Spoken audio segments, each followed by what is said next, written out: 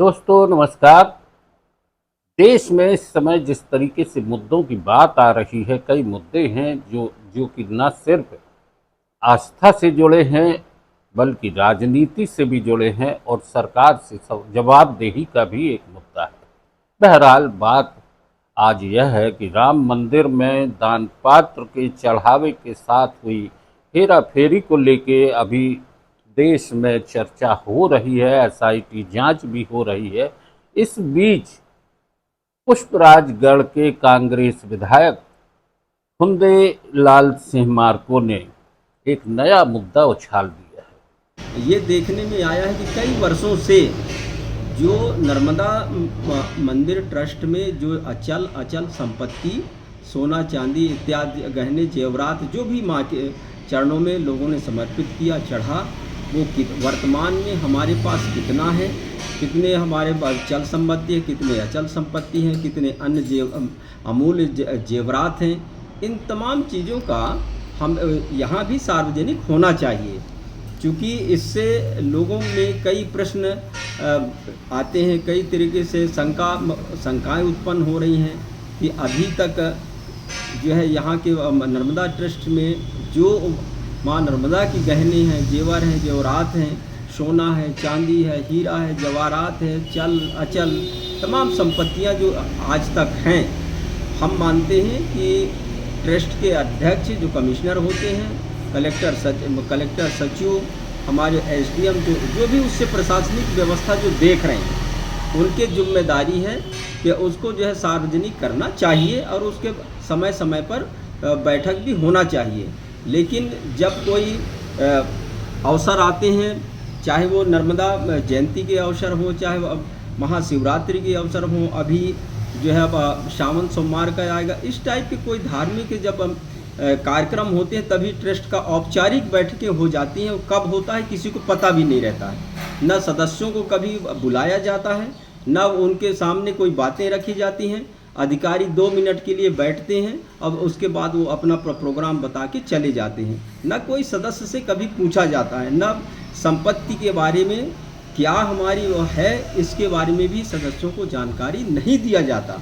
मैं आपके माध्यम से मांग करता हूँ और हम इस पर पत्र भी लिखेंगे कि आप जो है उनके धन संपत्ति का नर्मदा ट्रस्ट में वर्तमान में क्या धन संपत्ति है, चल अचल क्या संपत्ति है, जो भी माँ से जुड़े हुए हैं, वो सारे गहने जेवरात हीरे जवाहरात जो भी राशि है बहुत दिन से वो रखा हुआ है, जो सार्वजनिक नहीं हुआ है उसको सार्वजनिक किया जाए ताकि वहाँ की सुंदर व्यवस्था हो सके।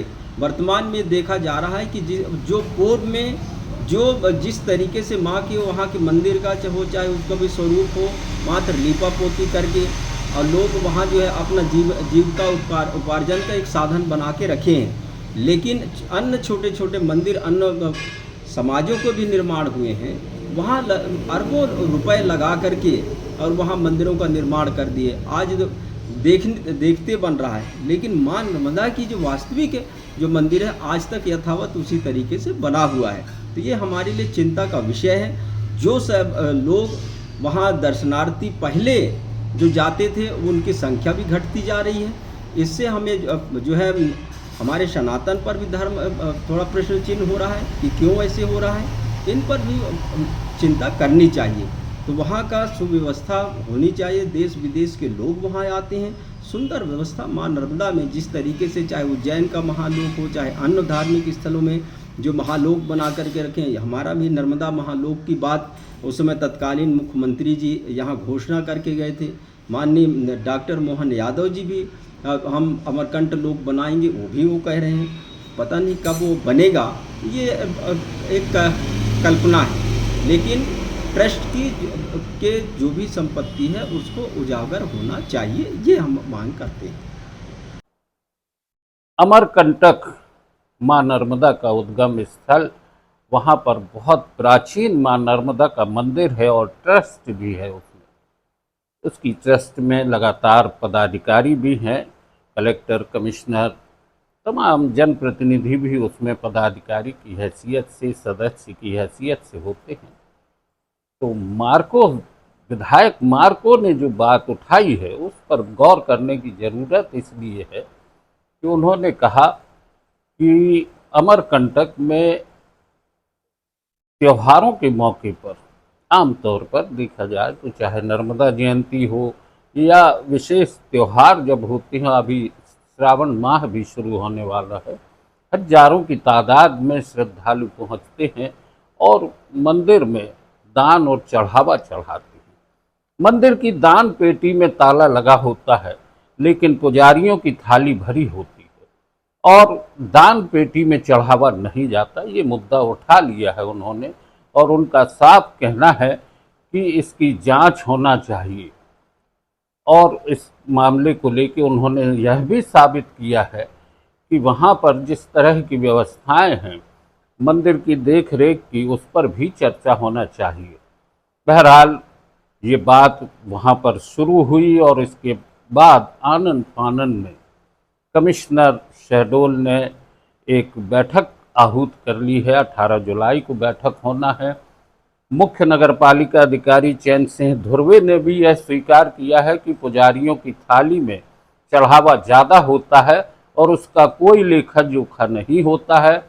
दान पेटी की राशि के बारे में जरूर उन्होंने बताया है कि 1,40,00,000 के लगभग राशि जो है स्टेट बैंक ऑफ इंडिया में जमा है अमरकंटक के ब्रांच में, और वह मंदिर की देखरेख और पूजा आदि पर खर्च होने वाले उस कार्य में उसका खर्च किया जाता है। बहरहाल बात आई गई चली गई। देश में बहुत सारे धार्मिक स्थल हैं जहाँ पर श्रद्धालु बड़ी आस्था के साथ दान और चढ़ावा चढ़ाते हैं, इसलिए इसकी जवाबदेही भी बनती है कि उस चढ़ावे का आखिर उपयोग क्या हो रहा है।